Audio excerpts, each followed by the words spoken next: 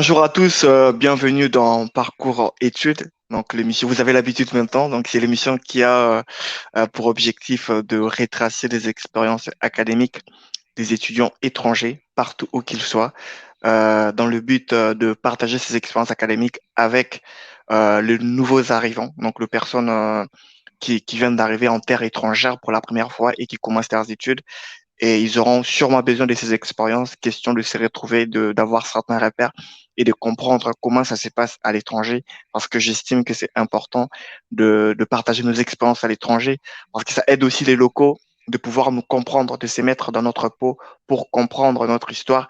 Et ça, à mon sens, ça rendra plus cordiaux ou tous, en fait, les relations seront cordiales, en fait. Et bah, je vise quatre catégories de personnes. Excusez-moi. La première catégorie, bah, c'est des personnes qui viennent d'arriver, qui viennent d'arriver en terre étrangère et qui viennent de commencer, qui n'ont pas de repère, comme j'expliquais. La deuxième catégorie, ce sont des personnes, en fait, qui sont en train d'étudier, mais qui sont un peu perdus par le fait de ne pas savoir comment s'y prendre. Et la troisième catégorie des personnes, ce sont des personnes qui ont fini leurs études, mais avec une idée un peu négative de leur parcours et le but, c'est de les aider à comprendre qu'il y en a qui ont fini positivement leurs études et partager, parler autour de positivement de cela, en fait, aidera pas mal de personnes à voir aussi positivement les choses. Et la quatrième catégorie, en fait, ce sont les locaux, comme je l'ai dit au début, les locaux de personnes qui habitent ces pays, bah, de nous comprendre.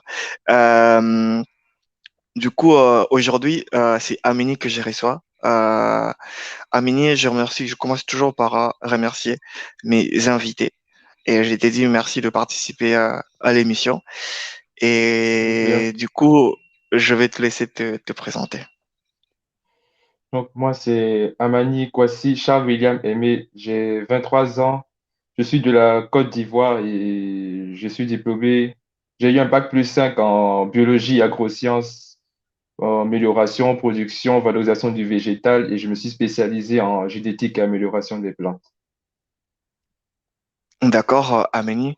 Bah, du coup, ça fait combien de temps que tu étais en France, en fait? Parce que là, ça fait combien de temps que tu étais en France? Je suis arrivé en France en août 2016. Donc, on va dire que je suis en train de finir la sixième année. D'accord. Mais du coup, pourquoi déjà les choix de la France? Pourquoi pas un autre pays francophone? Pourquoi pas un pays anglophone, peut-être? Bon, déjà, j'ai fait pratiquement tout mon parcours dans le système scolaire français. J'ai fait les écoles françaises, les lycées français. Et par la suite, j'avais d'abord opté pour le Canada parce que, bon, pour des raisons personnelles, il y avait mon frère là-bas et il ne voulait pas rester en Afrique en tant que tel. Mais on m'a convaincu de partir plutôt en France pour les classes préparatoires. Apparemment, c'était le Graal, la route pour pouvoir avoir une formation et une qualité de travail optimale. Donc, j'ai finalement accepté d'aller en France et j'ai fait effectivement les classes préparatoires pour les écoles, pour entrer en école d'ingénieur. D'accord. Et les écoles préparatoires, en fait, c'est cette préparation, tu l'as faite, c'était au pays, en Côte d'Ivoire, avant de venir en France, non? Non, au Côte Ah, d'Ivoire, j'ai eu le bac scientifique. Moi, j'ai fait un bac S, donc le d'accord. système français. Donc, j'ai eu le bac scientifique. Et à ce n'est qu'après le bac scientifique, je suis rentré en classe préparatoire en école privée, dans un lycée privé à Paris. Ah, d'accord, à Donc, c'est Paris, une fois que d'accord. j'ai eu le bac à 17 ans, je suis allé directement en France. D'accord, super. Donc, tu es venu après ton bac directement. Et quand tu Oui. es arrivé, c'était comment est-ce que tu as vécu l'accueil en France, en fait? Moi, bon, j'ai eu beaucoup de chance par rapport à l'accueil parce que je suis arrivé et j'étais avec deux camarades du pays, le Côte d'Ivoire, qui étaient arrivés un an avant moi. Donc, je n'étais pas tout seul, on vivait à trois en colocation. Donc, j'ai plutôt bien vécu sur la première année. Ce n'est D'accord. qu'après que, une fois qu'on a dû se séparer parce que ils ont changé de vie, moi je suis resté à Paris, eux ils sont partis ailleurs, que là j'ai vraiment compris ce que c'est qu'est la solitude. Bon, lorsque l'on vit à l'étranger, on est tous dans peut-être 10-20 mètres carrés. Entre les quatre murs, on ne voit personne. Et c'est à ce moment-là que j'ai compris. Mais j'ai eu un peu de chance, par contre, parce que la première année, vraiment, je n'étais pas tout seul. Donc, j'étais déjà un peu, on va dire, un peu mûr lorsque j'ai vraiment expérimenté le fait de vivre tout seul dans un petit endroit alors qu'on était habitué au pays à vivre en communauté. D'accord, bah, on va y arriver, on va y arriver. On va parler de comment est-ce que tu as vécu tous ces moments et quel a été l'impact de pouvoir être seul comme ça et gérer en fait toute cette pression sociale aussi, hein, comme tu as dit. Ben, comment, en fait, pour l'appartement, comment est-ce que tu as fait? Ce sont tes amis déjà qui ils étaient là avant toi et du coup, quand toi t'es arrivé, en fait, bah, tu habites avec eux, quoi. Ou bien tu as dû chercher un logement avec eux là-bas. Non, pour le coup, c'est eux qui ont tout géré. En gros, on était tous les trois liés à un tuteur légal et s'est occupé de ça.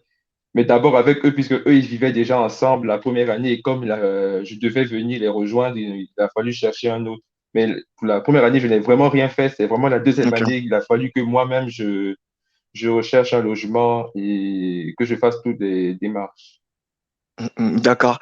Du coup, c'est juste la première année, comme tu as dit, bah, t'as eu beaucoup de chance en fait, donc d'arriver et Oui. de d'habiter avec tes potes et rester un an comme ça en France aussi. Donc, ça a consolidé un peu le lien, ça t'a permis de comprendre ton environnement.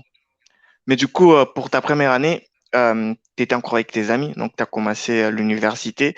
Et dis-moi, c'est quoi comment est-ce que tu as perçu en fait ton arrivée à l'université? Le ressenti, c'était quoi? Bon. Est-ce que, ouais, Bon, pour le coup, moi, je n'ai pas commencé à l'université tout de suite. d'accord. Comme je dis, c'est les classes préparatoires, ça se fait dans des Ah lycées. Donc, oui, on côtoie pardon, ouais, encore ouais, des ouais. lycéens et juste les gens qui ont eu le bac, c'est nous autres qui nous formons pour passer les concours d'ingénieurs. Donc, c'est pas du tout comme l'université. C'est comme si on continuait d'aller au lycée, on voit des différents professeurs, on a des devoirs à rendre, on a aussi des devoirs hebdomadaires. Mais par contre, D'ac- c'est beaucoup, beaucoup, beaucoup, beaucoup de pression, les classes préparatoires. Ça, il faut le dire déjà, les gens qui comptent en faire, il faut se préparer déjà à l'avance parce que lorsqu'on dit 2 ans où tu n'as plus de vie sociale, c'est vraiment 2 ans où tu n'as plus de vie sociale, c'est que du travail, une pression énorme et aussi des coups durs, quoi, parce que ne serait-ce qu'avoir 10 sur 20 en classe préparatoire, ça relève du miracle. Vraiment, Il faut déjà se préparer. Oui, oui, il faut vraiment se préparer mentalement pour les gens qui veulent faire une classe préparatoire. Et c'est pour ça que je dis que j'ai eu quand même de la chance parce que, bon, déjà, j'étais déjà prêt à recevoir ce coup de massue, à devoir travailler énormément. Je ne suis pas quelqu'un qui était habitué à sortir beaucoup, donc c'était pas vraiment une grande perte. Mais au moins, j'avais déjà chez moi 2 personnes que je voyais souvent, donc on pouvait discuter de temps en temps. J'étais pas tout seul, quoi. Donc, c'était pas une épreuve difficile à vivre. d'accord. Bah, en fait, moi, je croyais que le classe préparatoire, bah, en fait, c'est un prémisse de l'université, si je peux dire. Je croyais vraiment que c'est Non, comme au pays où c'est au début, ensuite tu commences l'université. D'accord. Et comment c'est, est-ce que vraiment, t'as dit que il y a eu c'était pas facile pour toi durant ces classes préparatoires. Et comment est-ce que la difficulté, c'était par rapport à quoi? La difficulté, elle était par rapport au cours. Forcément, tu as dit avoir 10 sur 20, c'est déjà un miracle, hein. Voilà, je pourrais dire des mots miracles.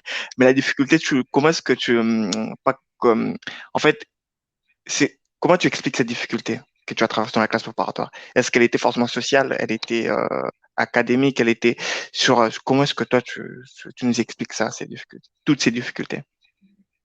bon, maintenant, comme j'étais dans un lycée privé, je vais dire que c'est plutôt particulier quand on était un groupe restreint.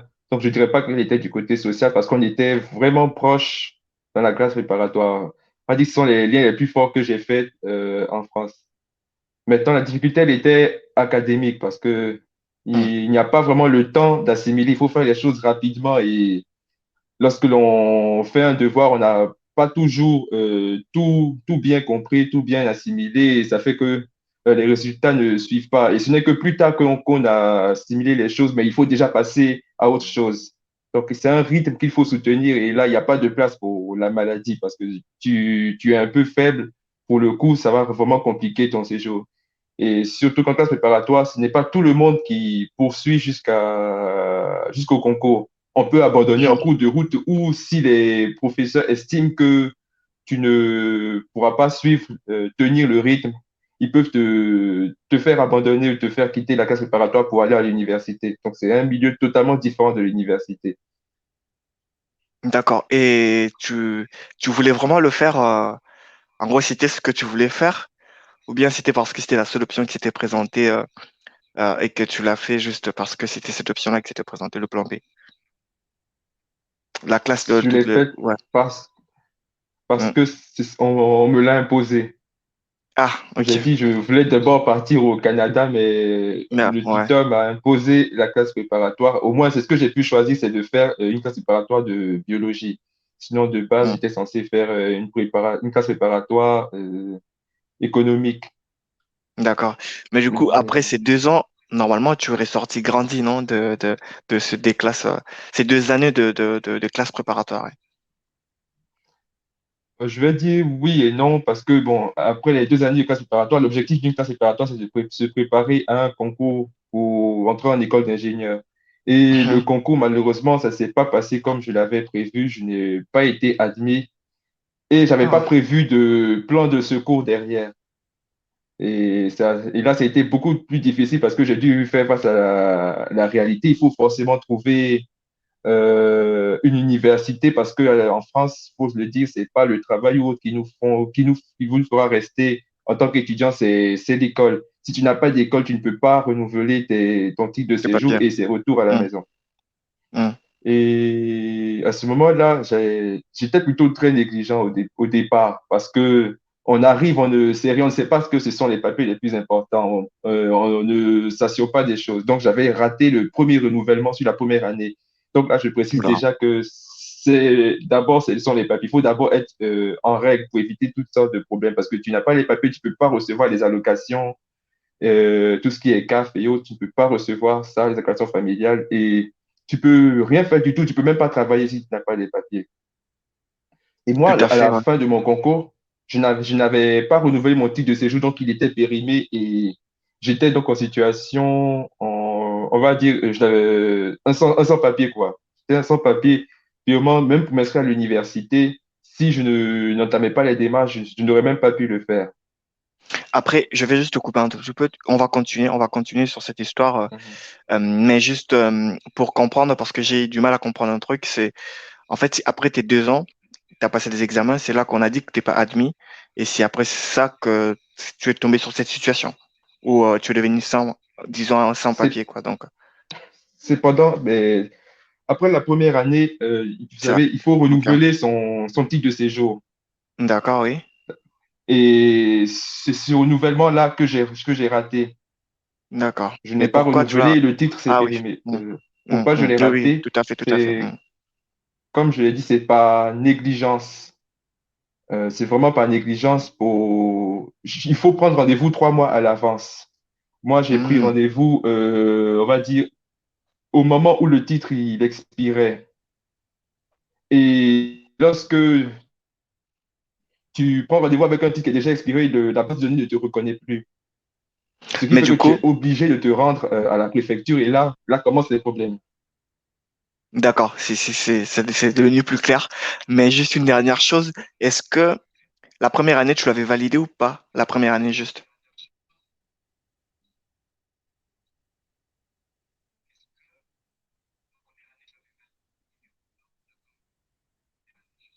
Oui, la première année, je l'avais validé. D'accord, ok. Et c'est là où j'ai subi on va dire, une sorte de discrimination. Ça, c'est vraiment au niveau des titres renouvellement des titres de séjour, puisque il faut maintenant se rendre à la préfecture et là, il faut que je dise la vérité. C'est vraiment en fonction de sur quel agent tu vas tomber. D'accord, explique-nous. Ouais. Sinon, l'agent, ils vont souvent te dire des démarches à suivre. Tu les suis et lorsque tu reviens la fois d'après, tu tombes sur un autre agent qui va te dire autre chose, quelque chose de totalement différent de ce que l'autre te dit. Et ça fait que tu tournes Mm. en rond. Et tu peux même tomber sur des agents qui ne sont pas prêts du tout à trouver des solutions pour ta situation. Moi, par exemple, ma situation, je l'ai dit, je n'avais plus de titre de séjour puisque celui que je possédais, je ne l'avais pas renouvelé et il s'est périmé. Et il a fallu que je reçoive l'aide du gendre d'une de mes tantes, qui est un Français, oui, un Français, qui m'a prêté ses documents, qui m'a donné une attestation d'hébergement pour que je puisse avoir un nouveau titre. Même s'il a fallu aussi que l'on tombe aussi au niveau de la préfecture sur quelqu'un qui est prêt à nous aider. Ouais. Donc, faut se dire que faut tout faire pour ne pas jamais avoir cette situation-là. Si tu dois renouveler, ça doit être ta priorité. Sinon, moi, j'ai eu beaucoup de chance. Un an sur le territoire français, sans être en règle, j'aurais pu, au mois de contrôle, on me faisait rentrer. Et j'aurais même pu aller à la préfecture, avoir tout ce qu'il faut pour pouvoir obtenir un nouveau titre. Il suffit juste que de tomber sur une personne de mauvaise volonté et ça ne va pas bien se passer. Donc, faut D'accord. éviter ça. Ouais, bah du coup, autre chose encore, c'est juste pour rendre plus clair aux éditeurs, hein. C'est tellement riche et il y a beaucoup dans ce que tu dis. Ben, après la première année, tu n'as pas validé, tu es tombé en situation d'illégalité un tout petit peu, si je peux dire. Et pourquoi la deuxième année, l'école t'a pas donné le moyen de... Voilà, donc l'école t'a dit, ben, vu que tu n'es pas en règle, tu peux plus continuer la deuxième année, même si tu as validé la première année, c'est ça? Non, non, en fait, l'école, je l'ai fait la deuxième année. C'est le concours que je n'ai pas eu. Et je pense que même si oui, c'est le concours que je n'ai pas eu. Et je n'ai pas voulu refaire une deuxième fois la deuxième année parce qu'on peut retenter encore le concours l'année suivante. Je n'ai pas voulu refaire D'accord. ça. J'ai préféré aller à l'université derrière. Mais pour aller à l'université aussi, il me faudrait un titre de séjour que je puisse terminer tous les dossiers et documents administratifs. D'accord. Ok, ok, ok, ok. Bah, parce que je voulais comprendre, je pensais en fait que, en fait, il y a 2 ans des classes préparatoires et du coup, Oui. la première année, en fait, tu l'as validée et tu es tombé en situation d'illégalité vu que bah, tu avais par négligence, comme tu l'as expliqué. Et ben du coup, donc tu étais obligé de refaire, mais toi, tu n'as pas voulu refaire, donc tu es parti, voilà, voilà, c'est plus clair, ouais, tu es parti à l'université. Et durant ces 1 an d'illégalité, comment est-ce que toi, tu as vécu ça? Parce que sincèrement, c'est horrible, hein, parfois, passer 1 an d'illégalité comme ça, et ça se passait comment? Et raconte-nous vraiment. Voilà. Comme de là pour bien clarifier, oui, j'ai validé les 2 années de classe préparatoire. Les noms d'inégalité sur le territoire ont commencé durant la deuxième année. Et c'était difficile parce que, comme je dis, la classe préparatoire, c'est très rythmé. Il faut vraiment suivre. Il n'y a pas le temps pour faire autre chose. C'est carré. Tu vas seulement Hum, tu travailles et tu vas aller au cours de 8 à 17 heures. À la maison, tu dois travailler et avoir suffisamment de temps aussi pour te reposer. Donc, hum. moi, je me suis dit, je vais me concentrer sur les cours et je vais mettre les papiers de côté. Pendant ce temps, ma famille me disait maintenant que je dois plutôt me concentrer sur mes documents administratifs, de rétablir ma situation parce que sans ces documents-là, même l'école, je ne peux pas aller jusqu'au bout. Il suffit juste que je me fasse contrôler et qu'on me demande mes Ah, papiers et tout sera bloqué pour moi. Donc, il y avait ce coup de pression-là. Et moi, j'ai d'accord. pas voulu écouter, j'ai préféré continuer sur l'école. Et ce n'est qu'après qu'en y réfléchissant, même si j'avais eu mon concours au moment où je n'étais même pas censé le passer parce que je n'avais pas les papiers en règle, on aurait pu me refuser l'admission juste pour ça. D'accord. Donc, Donc, si je c'était comprends vraiment une bien, ça veut situation dire que, assez stressante. d'accord, mais du coup, tu étais dans l'illégalité et malgré ça, tu étudiais. Donc, tu continuais. C'était ta deuxième année ou bien c'était ta Oui, première année? Ta deuxième année, oui, c'est ça, de prépa. malgré ça, Ok. Donc, ma malgré deuxième ça, année, malgré ça, tu je continues. partais pour suivre ma deuxième année. D'accord, c'est plus clair pour nous. D'accord. Ok. Et ça doit être stressant, comme tu as Oui, malgré expliqué, ça. que voilà, c'est ta deuxième, tu dois étudier, mais t'es pas dans une situation légale, de légalité. Et vraiment, je me dis, comment tu as pu gérer le fait de bien étudier comme ça et de gérer cette pression aussi à côté de ne pas avoir le papier. En plus, tu as validé ta deuxième année, comme tu as dit. Comment j'ai pu, T'as, je ne l'ai pas fait tout seul. comment tu trouves, d'accord, explique-nous, comment tu trouvais le moral, en fait, pour surmonter justement cette Ouais, situation parce que mentalement, c'est pas facile, ouais. Ouais. ce n'est pas fait tout seul. Bon, dans la classe préparatoire, déjà, nous sommes pas très nombreux, donc on était vraiment très proches, on se soutenait au niveau des cours et tout. Donc, l'ambiance à l'école déjà m'aidait beaucoup à tenir. Plus la famille c'est vrai que je suis du genre à vouloir rester en solo, faire tout moi-même, et ils ont vraiment forcé pour ne pas me laisser face à tous ces problèmes seuls. Donc, ils m'ont vraiment soutenu pour le coup. Ils m'ont de me donner des conseils, ceci malgré ma mauvaise humeur que je mettais parfois sur eux. Ils sont restés là, ils sont restés derrière moi. Et puis, je me concentrais vraiment sur le côté travail. Donc, j'étais pas du tout seul.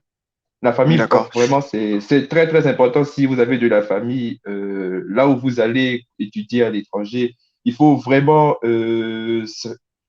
avoir de bons rapports avec eux. C'est très important. D'accord. Oui, oui, c'est tout à fait important ce que tu dis, hein, la famille et autres. Mais tu as dit qu'en fait, vous étiez très soudés à l'école. Donc, ça veut dire que Oui, tu avais un bon cercle déjà à l'école. Et, et tu as dit qu'il t'aidait parfois à pouvoir rattraper certains cours, n'est-ce pas? oui. Et, et du coup, ça s'est passé comment vos périodes, bon, je dirais pas de révision, bon, je vais être un peu académique.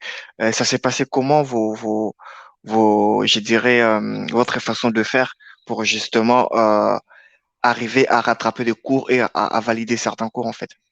Est-ce que après l'école, vous restiez, je ne sais, à la bibliothèque? Ça se passait comment? On finissait l'école, on va dire 17 18 heures. Ouais, Et selon certains, parce qu'il y avait des groupes de colle, ce sont des interrogations orales. On était par groupe de 3 ou 4. Donc, comment on s'organisait? On s'organisait plus en soirée, après le 20 h 21 h par là. On se réunissait dans un Discord et on revenait sur les cours. Si des gens avaient des questions, ils les posaient, d'autres leur expliquaient ce qu'ils n'avaient pas compris. On faisait les exercices qu'on doit faire pour le lendemain. On préparait vraiment les journées la journée de travail du lendemain comme ça. d'accord. Chaque Et du coup, soir, on se réunissait en Discord. d'accord. Et vous étiez que entre étrangers ou bien il y avait aussi le locaux? On était tous des Français et des étrangers. On va dire que j'étais D'accord. le seul noir et il y avait un Ah. autre qui était le seul marocain. Mais s'il n'y avait pas de souci, on était tous ensemble et on s'entraidait comme ça. D'accord. Donc, si je parle un peu de l'intégration, quand je dis intégration, ça veut dire le travail d'ensemble. Donc, pour toi, ça s'est très bien passé alors au final, parce que tu t'es retrouvé avec des gens avec qui tu étais très soudé et qui t'ont aidé à justement, durant tes moments difficiles. Je ne sais pas s'ils étaient au courant que toi, tu n'avais pas le papier. Est-ce qu'ils étaient au courant ou pas? Si tu avais le papier ou pas? Non, ça seule ma famille était au courant. Ils ont pas dit, moi, je suis D'accord. pas quelqu'un qui explique ses problèmes tant que la personne ne vient pas vraiment m'obliger à le faire. Je préfère toujours garder ça pour moi. D'accord. Bah, je trouve que c'était très sage de ta part. Comme ça te mettait pas une pression en plus, parce que s'ils étaient au courant de ça, ils allaient peut-être commencer à te poser des questions et autres.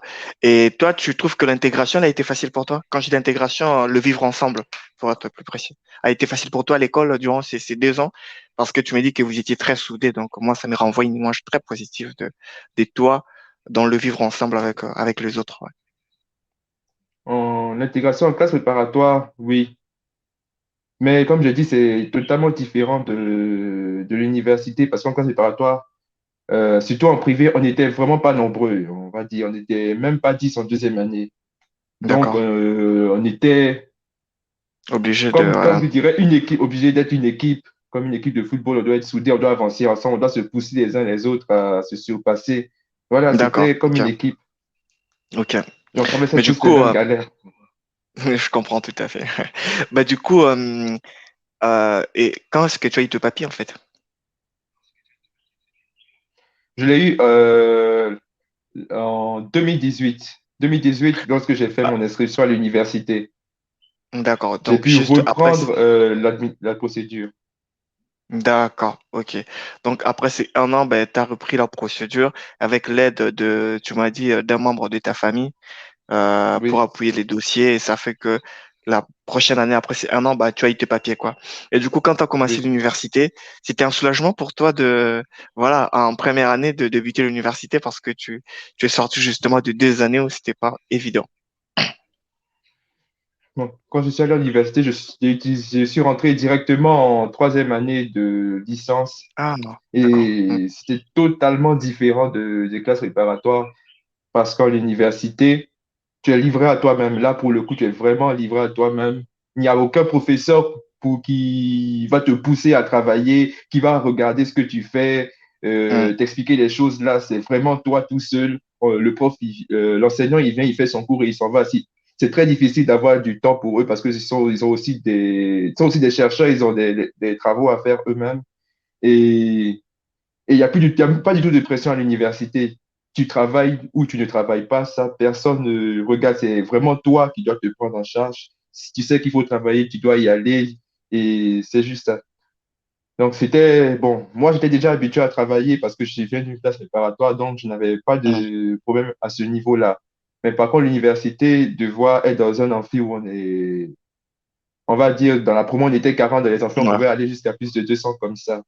ouais. Et bon, je me suis dit, comme c'était en troisième année, je suis arrivé, les gens avaient déjà peut-être formé leur plan là. Pour le coup, l'intégration n'était pas du tout facile, pour le coup. Hmm. Et Après, du coup, comment peut-être est-ce que que... le...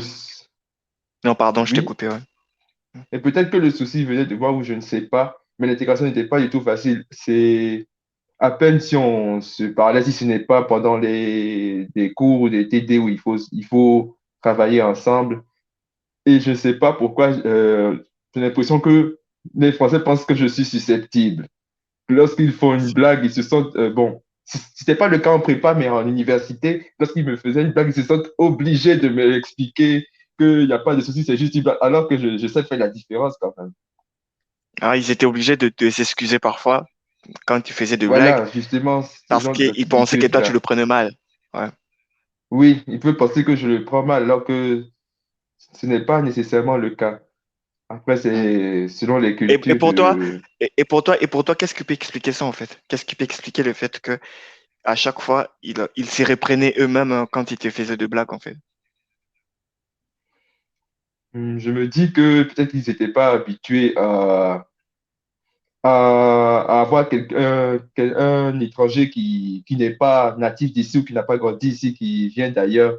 Donc, il y a une manière, ils ne savent pas comment trop Ah procéder oui, avec ce type de personnes. Je ne mettrais pas ça pour le coup, ça, c'est du racisme. Parce qu'il y a des gens qui ne savent vraiment pas comment s'y prendre, ils ne veulent pas te vexer ou te frustrer ou te faire du mal, quoi. Donc, ils se sentent d'accord. obligés de s'excuser pour tout ou rien. Et je vais Donc, préciser quand même que hmm. pour Non, non, certains, c'est peut-être la première fois qu'ils tombent sur un noir ou bien un arabe ou un étranger. Donc, selon l'image qu'on leur donne sur les réseaux sociaux, à la télé, ils pensent vraiment que nous vivons une vie différente. Ils pensent que nous tous, nous avons eu ce genre de questions ou comment c'est là-bas, la vie là-bas en Afrique. Tu as vraiment l'impression que ce sont les questions qu'on te pose, ben, vous ne savez, connaissez pas. Vous vivez dans des cases ou dans des arbres, ce genre de choses. Tu as vraiment l'impression que vous vivez ouais, dans la ouais, savane là-bas. Ce sont les ouais, questions qu'on te pose. Pour le coup, ça, il faut pas tellement le prendre mal. C'est pas du racisme pour ma part. Pour moi, c'est de l'ignorance.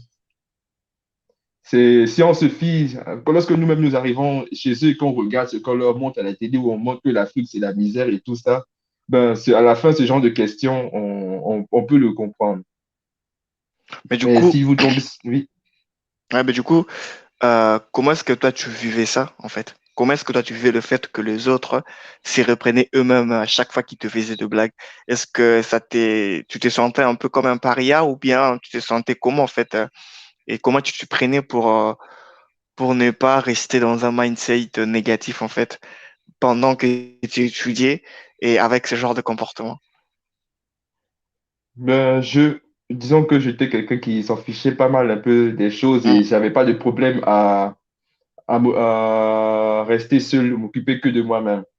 Et je me mettais ça aussi sur le fait que ce sont des gens qui n'ont pas beaucoup voyagé. Parce que la différence des Français, voilà, des Français de pure souche qui, eux, ont quitté le territoire français, ont fait un peu le tour du monde, ils ont été en Afrique, en Ouais. Asie, ne se comportent pas du tout comme ça. Ils sont beaucoup plus ouverts et ils te racontent même tellement d'anecdotes par rapport à leur voyage et eux-mêmes ce qu'ils sont ici en France et la comparaison avec ce qu'ils ont vu à l'étranger. Donc, je mets ça plus sur l'ignorance. Vraiment, je mets ça plus sur l'ignorance. Je sais D'accord. pas si Parce que, c'est seulement mon côté. ok. Je veux dire, en fait, je Bah, sais pas je si c'est dirais, seulement mon côté. ben, il y a un mélange d'ignorance en même temps et il y a un mélange aussi, parfois c'est l'ignorance, parfois c'est pas l'ignorance. Donc, ça dépend dans quel groupe tu te trouves. Parce que c'est vrai, comme tu as Oui, dit, oui. le fait qu'on soit différent des autres, ça fait que, quand je dis différent, je n'aime pas forcément que la couleur de peau, dire noir, blanc, mais différent culturellement par rapport au pays et Mhm, autres. Parce qu'il y a les Arabes aussi, il y a les Indiens, on est partout, voilà.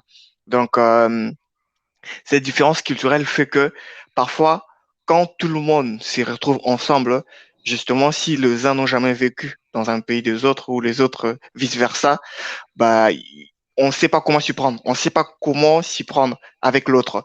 Et comme tu as expliqué, parfois, ben justement, le français s'est senti parfois obligé de s'excuser parce qu'il se disait tout le temps ça n'allait pas, ou bien on a dit un truc qui n'est pas bien et par rapport aux préjugés qu'ils ont peut-être, hein, je dirais pas forcément qu'ils ont forcément de préjugés, mais ça se pourrait qu'ils aient mhm, peut-être de préjugés et qui fait que justement ils s'y reprennent à chaque fois qu'ils te font de blagues. Et surtout, toi, tu es un peu un safoutiste et c'est quelque chose de bien.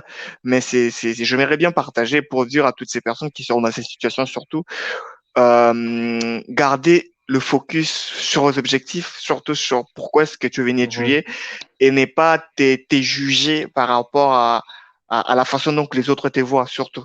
Parce que ça, on l'a tous vécu. Oui, Quand on est arrivé au début, je pense, on est tout le temps là en train de se juger aussi. Dès que tu dis un truc que les autres, peut-être, vont faire la blague par rapport à ça, ben, toi, tu es là dans ta tête à te faire de films, tout ça, machin. Donc, le plus important, c'est cet aspect sans foutiste. C'est bien aussi, moi, je partage aussi cet avis, mais pas total, quoi. Parce que si on est sans foutiste à oui, 100%, à un moment donné, il y a des choses qui sont, je oui, dirais, très réalistes. Donc, tu peux pas fermer les yeux à certaines choses qui sont vraies, réalistes. Donc, voilà, et bah, mais toi, ça t'a aidé parce que au final, tu t'es concentré, non, sur ton année, malgré tout ça. oui. Et ce que tu as dit, tu as bien raison. Faut vraiment se concentrer sur sur ses objectifs. Pourquoi tu es là? Faut pas tout le temps tourner dans la tête ce que les gens disent à propos de nous, à propos de ce qu'on fait ou ce qu'on est. C'est vraiment les objectifs parce que moi, pour le coup, moi, j'ai eu de la chance. Bon, peut-être que j'ai subi ou pas, je ne m'en suis pas rendu compte, mais Tu je peux n'ai tout jamais dire, hein. vraiment Mm, subi mm. de racisme à proprement parler. Moi, j'ai jamais fait des remarques bizarres, je n'ai jamais même été contrôlé, j'ai jamais subi ce genre de choses, mais j'ai déjà eu à côtoyer des gens qui m'ont expliqué qu'ils ont subi ce genre de choses-là. Certains l'ont pris vraiment à cœur, d'autres non, comme on préféré, comme tu l'as dit, se concentrer sur leurs objectifs. Et je pense que c'est ça le plus important. Et aussi, il y a une chose qu'il ne faut pas faire, c'est vraiment rester seul. Mm. Ça, comme je dis, Voilà, la famille, c'est important. je voulais rebondir après Mais sur ton voilà. histoire parce que tu m'as dit qu'à un moment donné, tes amis, ils étaient partis et du coup, toi, tu restes seul. Et quand tu restes seul, je pense que là, tu t'es face à toi-même. Comment est-ce que toi, t'as survécu à cette solitude? Eh ben, ça sûr que au début, c'était vraiment difficile parce que je restais vraiment que sur moi. Et quand reste que sur soi, les réflexions tournent autour de soi et selon les situations, que les choses vont mal, les conclusions sont forcément négatives, peu importe comment on va les tourner. Et ça peut mener à des choses plus terribles, comme la dépression et ce genre de choses. Totalement d'accord. Et pour éviter ça, il faut voir du monde. Si tu peux avoir quelqu'un, un camarade de palier directement au niveau de ta résidence, faut voir cette personne régulièrement. Si tu n'as un ami à la fac, faut essayer de tout faire pour voir la personne assez régulièrement de temps en temps. Mais il ne faut pas rester seul. Pour ma part, C'est ce que... Hmm. Pardon, pour je ma t'ai part, coupé, ouais. j'ai eu de la chance parce que, bon, on va dire, les choses se sont passées, je n'étais pas du tout très pratiquant. J'ai décidé quand même de donner une chance à tout ce qui est église et j'ai intégré une chorale et ça s'est très bien passé. Ce sont des gens qui m'ont soutenu. Quand j'étais malade, ils venaient me rendre visite. Ils prenaient régulièrement de mes nouvelles. On s'est très bien entendu.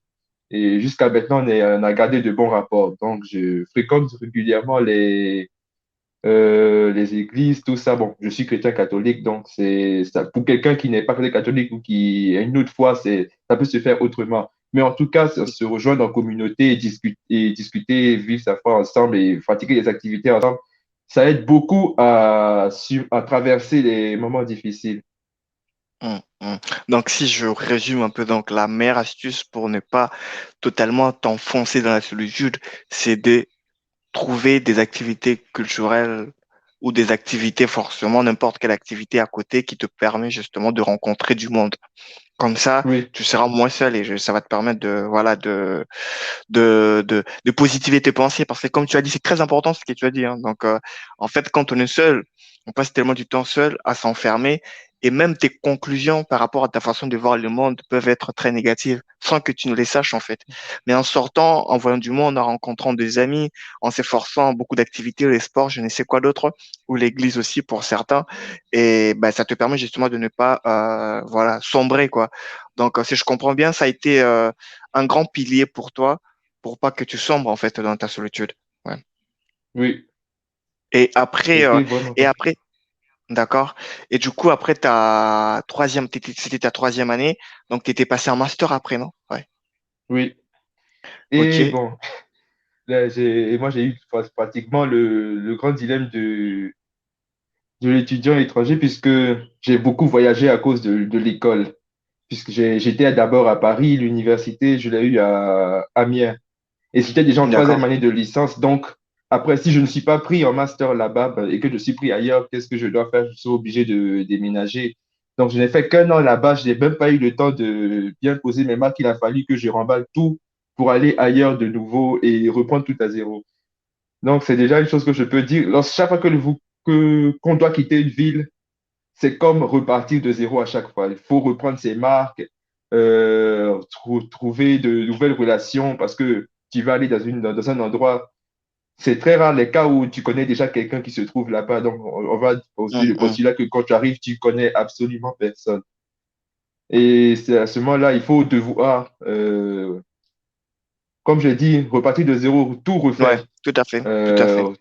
Pouvoir se créer un autre réseau de connaissances, d'amis. Et bon, moi, D'accord. procédais toujours de la même manière. J'allais à l'église, je rencontrais des gens à l'école. Je m'entendais bien avec des gens. Étonnamment, c'est quand je m'entends bien avec un Français, soit c'est un Français qui a beaucoup voyagé, ou soit c'est un Hum. Français qui a ses origines ailleurs, pas forcément en Afrique. Ça peut être que ce soit en Turquie ou bien un Italien, autre pays d'Europe, ouais. Italie. Hum, C'est ouais. toujours comme ça parce que c'est quelqu'un qui n'a pas une vision qui est 100%, on va dire, Centré. française. Hum, Centrée, voilà, merci. Il n'a pas une hum. vision qui est centrée, une vision qui est plus ouverte. D'accord. Et du coup, bah, c'est tellement magnifique en ce que tu dis. Ben, je voulais savoir, bon, juste pour expliquer plutôt aux auditeurs, bah, c'est que bah, si Amini s'est retrouvé dans cette situation d'échanger des villes, c'est parce que pour intégrer le master, il faut passer des concours. Ou je pense que ce sont des concours. Et du coup, pour les écoles publiques, c'est important de le rappeler. Ça veut dire que dans des universités étatiques, c'est ça le terme, dans les universités étatiques ou publiques, ben, en fait, quand vous êtes en licence, pour passer un master, vous êtes obligé de faire un concours. Voilà, ça doit être un concours ou un test. Pour Je sais plus trop. Ouais. pour le master, c'est sur dossier. Et Voilà. entre Ils vont, dossier et certains, c'est un entretien. Voilà. Donc, il y a deux cas. Soit c'est un entretien que tu vas passer pour intégrer le master, soit ils vont juste étudier ton dossier et voir si tu es éligible ou pas pour ces masters. Et si il s'est fait que tu n'es pas accepté, donc tu te retrouves dans une situation où tu dois trouver une école pour l'année prochaine. Et si tu ne trouves pas d'école, il faut savoir qu'à côté, il faut renouveler tes papiers. Donc, ça te met la pression de trouver une école déjà pour commencer et pour avoir une garantie de pouvoir renouveler aussi tes papiers, mais aussi pour pouvoir étudier. C'est très important de rappeler ça. Et parce que moi, j'ai étudié dans une école privée et c'est pas du tout la même chose. Dans une école privée, Oui. euh, quand on est en licence, ben, en fait, le master, on passe des classes normalement. Il n'y a pas de concours, études des dossiers. C'est si tu réussis ton année de troisième, ta licence, ben, forcément, tu intègres le master. Mais c'est pas le cas dans les universités publiques et étatiques. Donc, c'est important de rappeler ça pour ceux qui seront en France ou qui sont déjà en licence ou qui savent pas comment, ou qui sont en début de licence, en fait, et qui savent pas comment s'y prendre. Ouais. Donc, du coup, Oui. pour ton master, tu étais parti, c'était sur quelle ville? C'était à Rennes À, que j'ai été à pris. Je n'ai Rennes. pas été pris à Amiens, donc j'ai été pris dans une université à Rennes. Donc c'est là-bas que je suis allé. D'accord. Et à Rennes, Et tu as commencé ton master 1, ouais. Comment ça s'était passé ton master 1? mon master 1, bon, c'est quelque chose de totalement tout à fait différent de la licence. En master, pour le coup, Mm, il y a beaucoup de travaux en groupe et beaucoup de rédaction. Il faut vraiment réfléchir parce que lorsqu'on rentre au niveau master, on nous apprend plus je sais pas comment le dire, en licence, on nous apprend à faire tout ou rien. Et en maths, on mm, nous apprend à réfléchir plutôt, à avoir un raisonnement. Et mm, c'est mm. quelque chose de tota- totalement différent. C'est beaucoup plus difficile que la licence, même s'il y a beaucoup plus de temps libre, mais ce temps libre, c'est pour pouvoir travailler en groupe, faire des rédactions. Et D'accord. vraiment, la Et première année, ouais. j'ai eu un peu de peine parce que je suis tombé malade au début du second semestre et je ne pouvais plus du tout suivre le rythme à cause de la maladie. Ça m'affaiblissait. Et moi, pour le coup, j'ai eu beaucoup de chance parce que à ce moment-là, on tombait vraiment sous la période de la COVID-19 et ça nous a empêché à fermer les universités. Et pour moi, D'accord. c'était Mm. vraiment le sauvetage parce que ça m'a permis de me reposer et de pouvoir assister au En cours distance. sereinement depuis à distance et aussi Mm. de pouvoir me préparer pour les examens qu'on faisait aussi à distance. Mais quand je dis me préparer, c'est que j'avais maintenant plus de temps pour me reposer et donc plus de temps pour pouvoir être en forme pour réviser mes cours. D'accord. Donc, faut vraiment, le rythme en master, faut se préparer aussi, c'est quand même assez difficile. C'est pas du tout évident. D'accord. Et t'as fait des stages entre-temps ou pas? Pas entre-temps, mais durant tes études, pendant tes études, est-ce que tu as pu faire des stages? Les stages, en classe préparatoire, il n'y a pas de stage, donc je n'en ai pas fait. En licence, Mm. c'est une semaine qu'on pouvait faire de stage, mais moi, je n'ai pas réussi à en trouver parce que bon, une semaine, c'était pas facile à trouver. Je me suis pris un peu tard. J'ai pu faire un Mhm. projet tutoré à la place. En D'accord. master, nous sommes tombés en pleine période de COVID-19, donc les stages que j'aurais pu faire, ils ont tous été annulés à cause du confinement. D'accord. Et donc, le Mais seul du stage que j'ai fait, ce sera l'année prochaine. C'était l'année prochaine, donc le master 2. On va y arriver. Bah, du coup, tu as parlé du quoi? De projet tutoré. C'était ça le terme qui était utilisé? En troisième année de licence. Oui, en Tu t'as dit que licence. c'était. On va dire, pour expliquer le projet tutoré, c'est un rapport écrit, une rédaction qu'on fait sur un sujet avec l'aide d'un enseignant en compensation du D'accord. stage d'une semaine qui n'a pas été fait. D'accord. Donc, du coup, Donc, t'es proche de l'enseignant, j'ai c'est dû ça? trouver un Ouais. sujet et Hmm. oui. Et moi, en licence, j'ai eu vraiment de la chance pour vous dire que c'est vraiment selon les personnes. On ne peut pas dire du mal En tout cas, moi, je ne peux pas dire du mal des Français parce que j'ai vraiment eu de la chance en licence.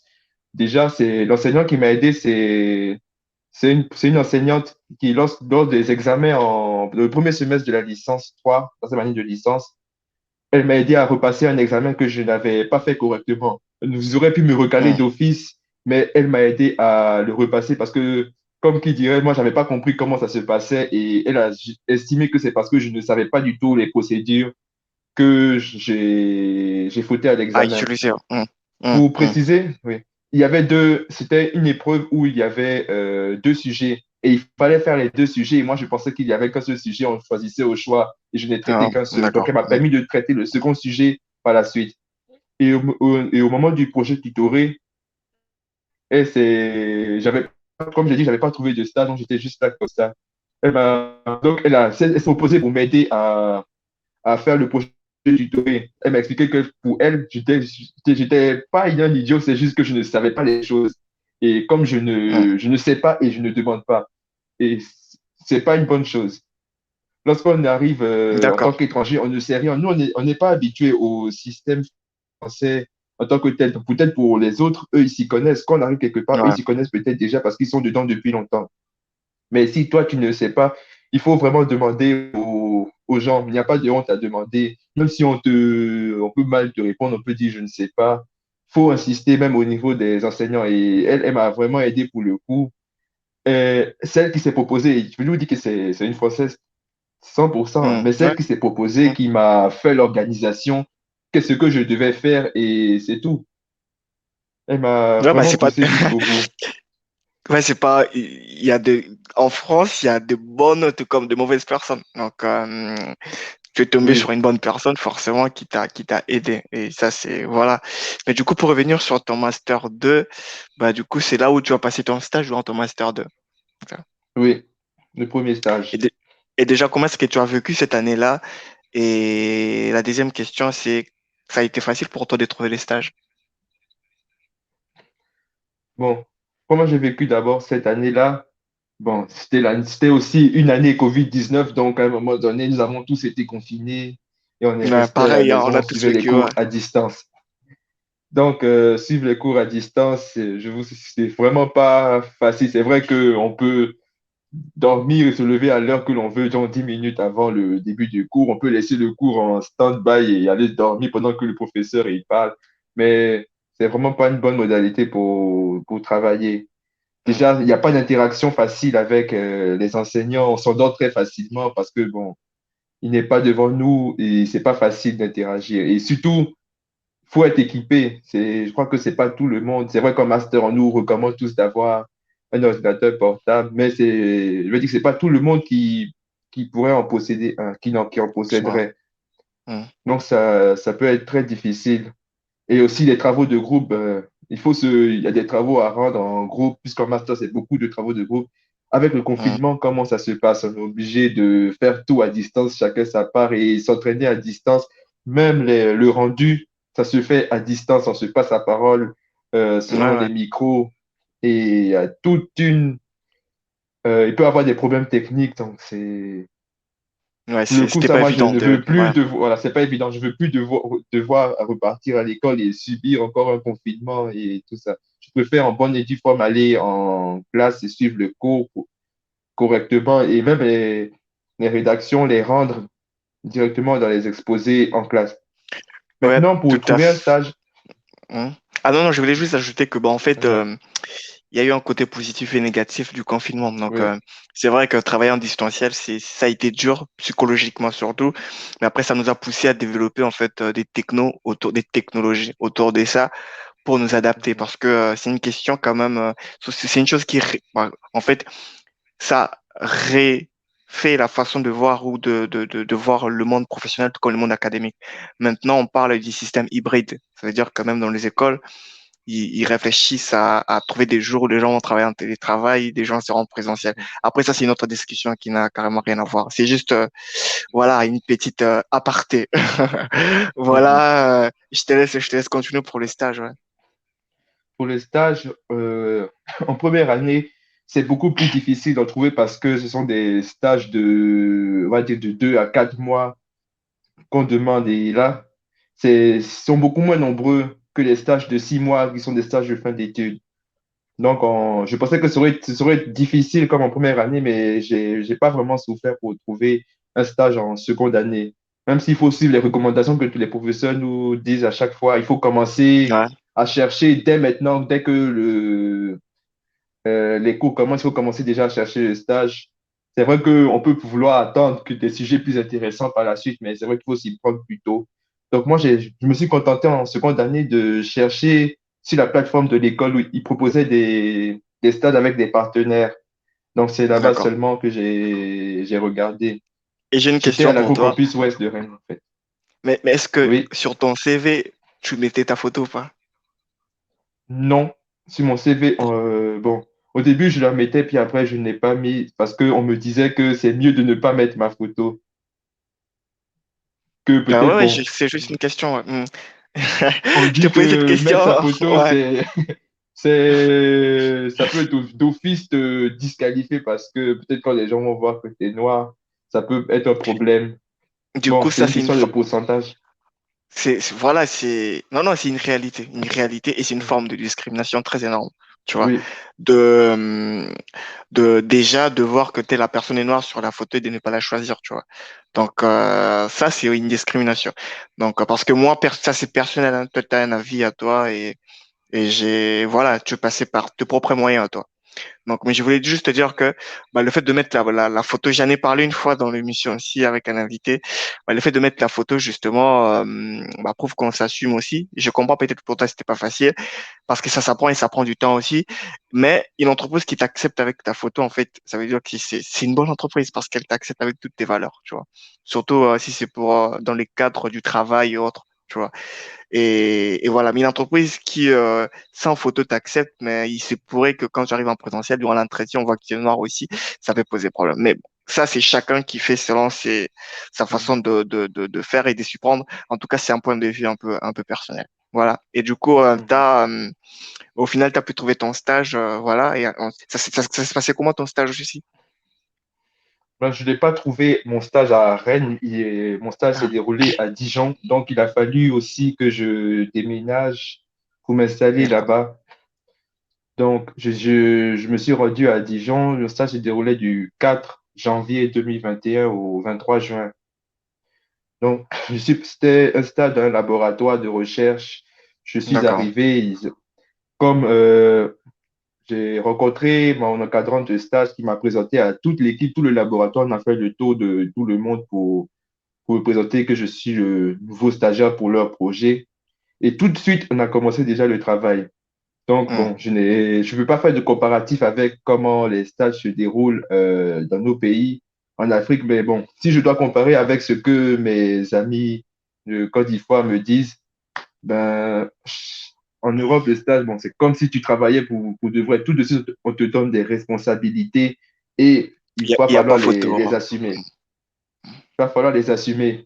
Et bon, ça nous donne déjà un avant-goût de ce qu'est le travail dans Ouais. le monde professionnel. Tu arrives, tout ce que tu sais, c'est ta théorie, mais ta théorie ne va t'amener nulle part. Donc, il va falloir forcément te former pour les tâches qui te sont réservées, les tâches que tu dois accomplir. D'accord. Et ça, la D'accord. formation, c'est pas toujours l'encadrant qui s'en occupe. L'encadrant s'attend à ce que tu sois capable de gérer ça tout seul. Donc, il a fallu que moi-même, je regarde au niveau de la documentation où je pouvais avoir des éléments pour m'aider. Et au niveau de l'équipe déjà qui se trouve présente dans le laboratoire, une personne qui était qualifiée pour pouvoir m'apprendre à maîtriser certaines choses qui me seront utiles pour mon stage. Et aussi avoir le temps non seulement de... Il faut que la personne ait le temps, donc il faut approcher la personne, discuter avec elle pour savoir quand elle pourra venir t'aider et être disponible pour cette personne.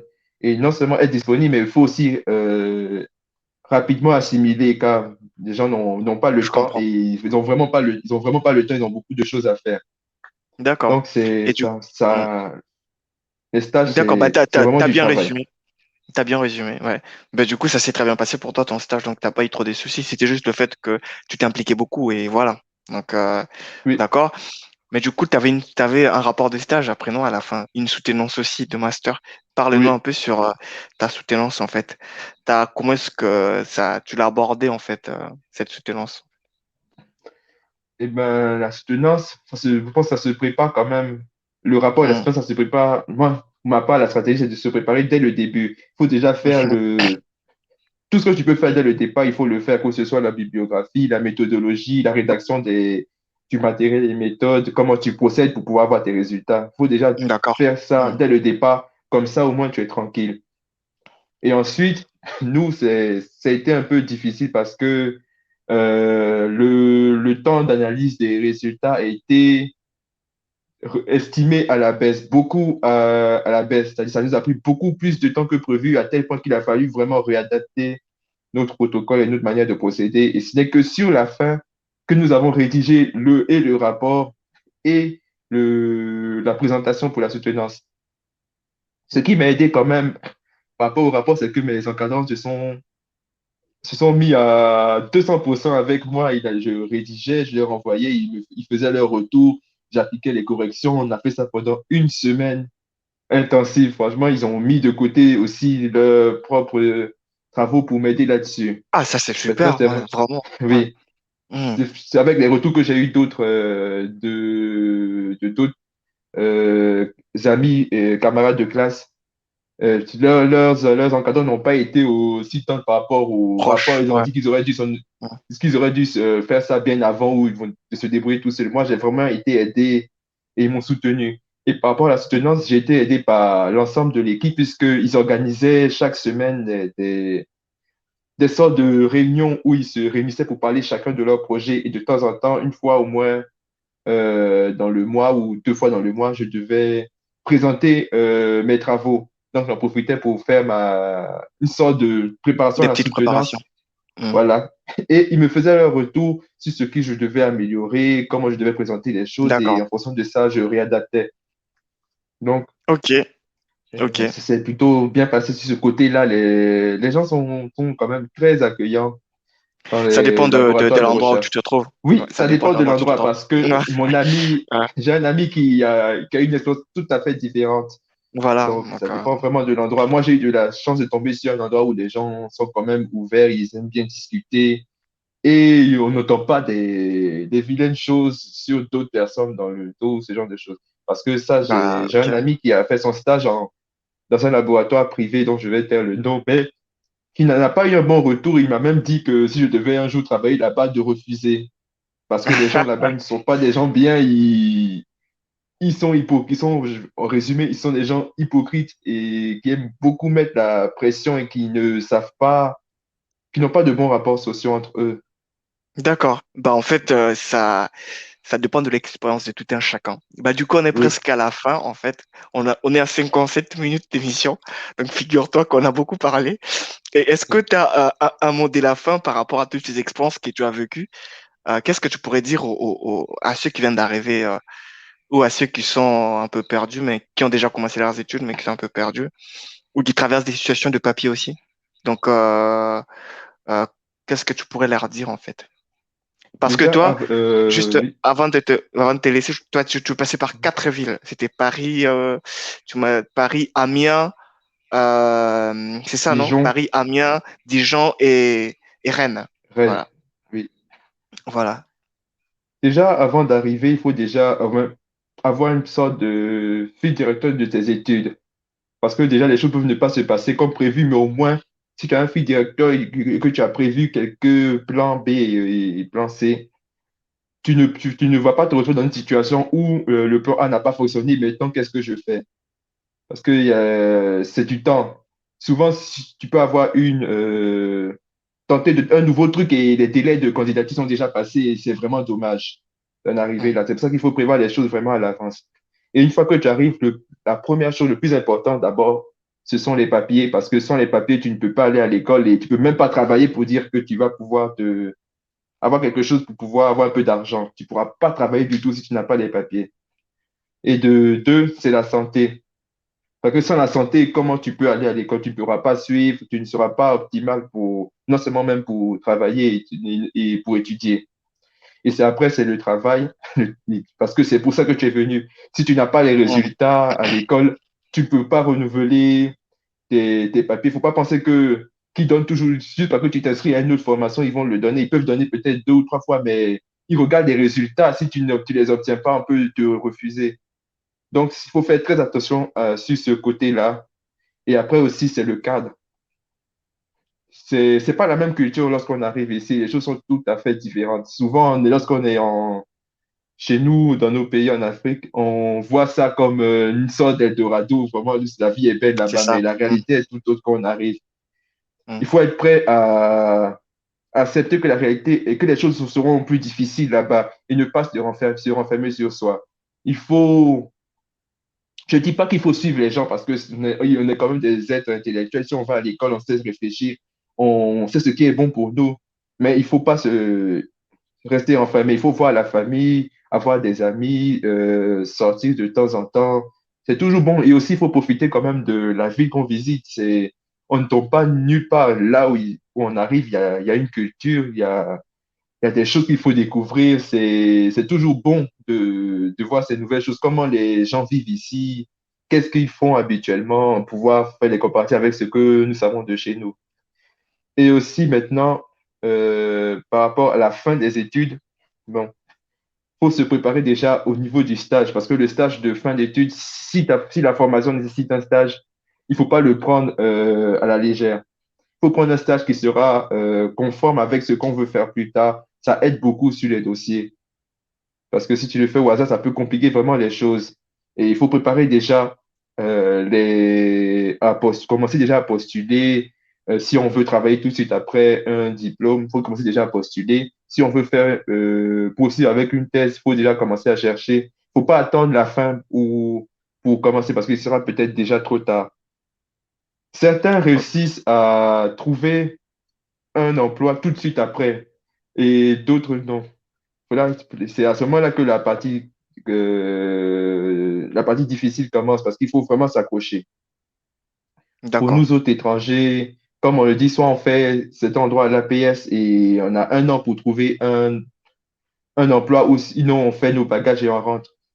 Vous allez souvent croiser au cours de formation des gens qui ont plusieurs masters, plusieurs diplômes et c'est seulement parce comme ils n'ont pas trouvé d'emploi, ils reprennent à chaque fois une formation pour avoir un an de plus pour les papiers. D'accord. Je pense Faut- que ça sera un bon sujet d'une émission, en fait, de parler de l'APS après ses études, comment ça se passe, oui. à quoi s'attendre et comment se préparer par rapport à ça. Justement, je suis en train de préparer un live et je pense que j'ai cherché un thème et finalement j'ai trouvé un thème, mais je vais pas l'annoncer ici. Je vais garder les thèmes, mais voilà, ça sera un sujet d'un live, en fait, pour parler un peu de tous ces problèmes, en fait. Et c'est important, comme tu as dit. Surtout le fait que il faut faire des stages qui sont en rapport avec tes études. C'est pour éviter le problème de papier. Parce que quand on te donne le papier, en fait, bah, il faut que tout soit en accord. Donc, c'est un peu ça. Bah, merci beaucoup. En fait, tu as tellement bien résumé. Tu as bien résumé de A à Z que même moi, je me suis dit, bah, aujourd'hui, je ferai pas un petit résumé à la fin parce que c'était bien fait. Et du coup, je te remercie. Amélie, je te remercie d'avoir partagé tes expériences et surtout d'accepter de participer. Du coup, pour tous ceux qui nous suivent bah, et qui sont arrivés jusqu'ici, bah, je vous demanderai de vous abonner, sachant que tout ce que vous allez, en fait, c'est à travers cette chaîne, moi je ne gagne rien en fait sur cette chaîne. Donc, dans cette chaîne, nous disons, mais c'est pour aider au max de personnes pour pouvoir puiser des expériences et comprendre cette réalité à l'étranger. Parce que comme Amélie l'avait dit, les gens pensent que c'est vraiment l'Eldorado ici parfois, mais il y a toujours l'anguille sous, j'ai oublié comment on dit les termes encore, mais il y a L'anguille toujours sous des problèmes. roche. Voilà, il y a toujours l'anguille sous roche. Donc, ne voyez pas toujours cette beauté, mais en réalité, il y a aussi beaucoup de problèmes. Mais des problèmes ne veut pas dire qu'on doit voir aussi les choses positivement. Donc, il y en a qui viennent et qui réussissent mieux et qui, voilà, qui gagnent bien leur vie ou bien qui rentrent. Ah, ben, il y avait une autre question, mais bon, on est à la fin, je ne te poserai pas ça avant. On verra ça après. Du coup, tu peux rester. Non, bah c'est bon. Donc c'est parcours études. C'est parcours études. Excuse-moi pour le petit bug parce que d'habitude je demande à l'invité de s'en aller enfin que je fasse une conclusion. Mais Amini a tellement bien expliqué que je préfère rester sur les résumés d'Amini. Donc merci à tous et à très bientôt.